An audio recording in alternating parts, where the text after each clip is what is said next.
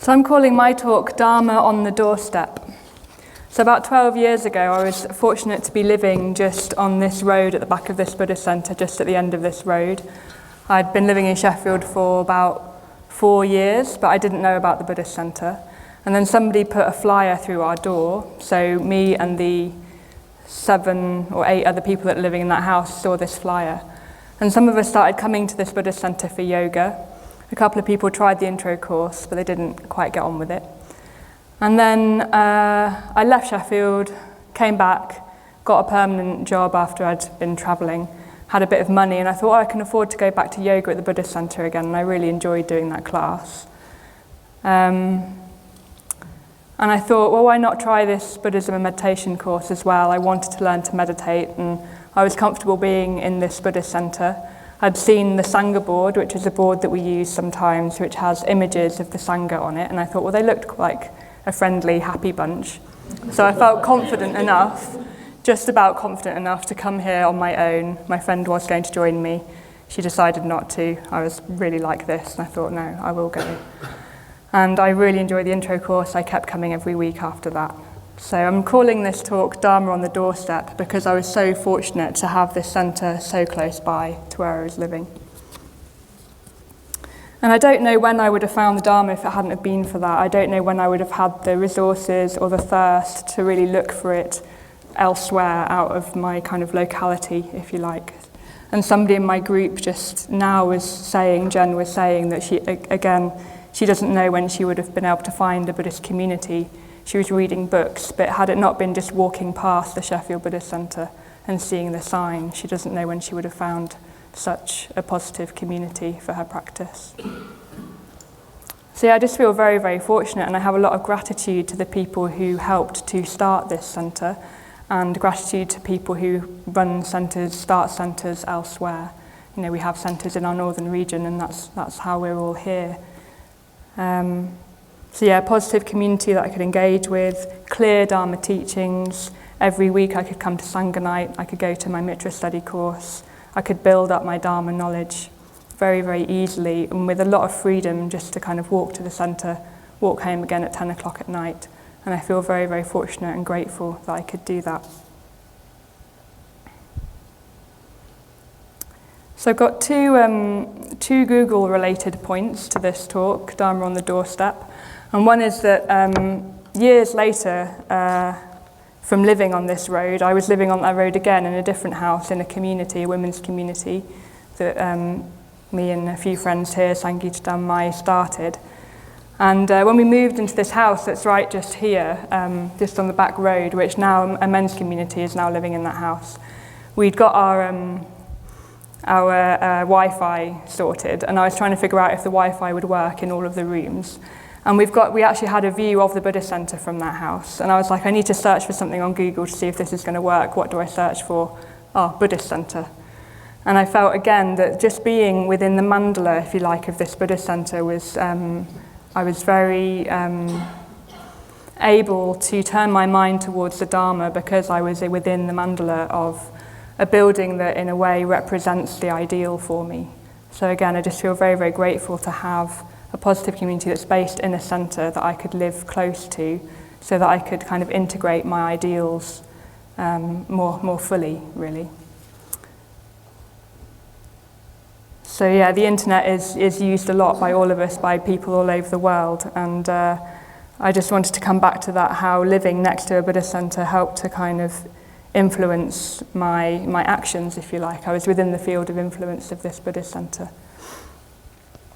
And then last night, when I was thinking about this talk and I was looking online, I knew that there are these YouTube videos about this Buddhist centre that when the centre was bought and when it was opened by Sangharashtra, and Clear Vision actually have uploaded these videos onto YouTube.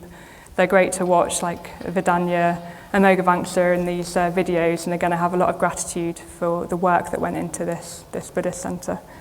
And I was feeling a bit lazy, and I was on Google, and I wanted to get to the Sheffield Buddhist Centre website, and I just put into Google Buddhist Centre Sheffield, just rather than typing in the actual website. And Google will auto-suggest what you're typing based on what other people have written into Google. So I was writing Buddhist Centre, and the thing that came up was Buddhist Centre near me. So people are out there looking for Buddhist centres and searching on Google because they want a Buddhist centre near them. And I thought that was quite interesting, and I could include that in my talk. So over the next 50 years, I have this vision of many, many more Triratna groups, more Triratna centres in all of the places in this country and the world where there aren't any yet. So that is my vision for the next 50 years. And we've got that map downstairs in the tea room, which is fantastic, with all of the groups and centres written on. We are across the world. There's so many other places where there aren't local groups or centres. And I'd really like to think that over the next 50 years, that we will grow and that more people will have this Dharma on their doorstep. And they won't need to travel, or they won't need to wait until they've really got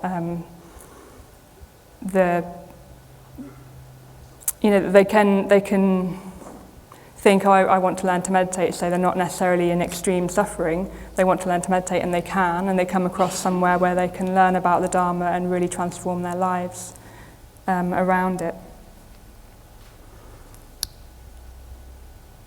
And also a lot of people will use online resources, which is fantastic that they're available, but how much more fortunate when you can come to a centre, meet people who have transformed their lives, just like Padmasagara is saying, the benefits of meeting people, of spiritual friendship, they're vast and not to be discounted.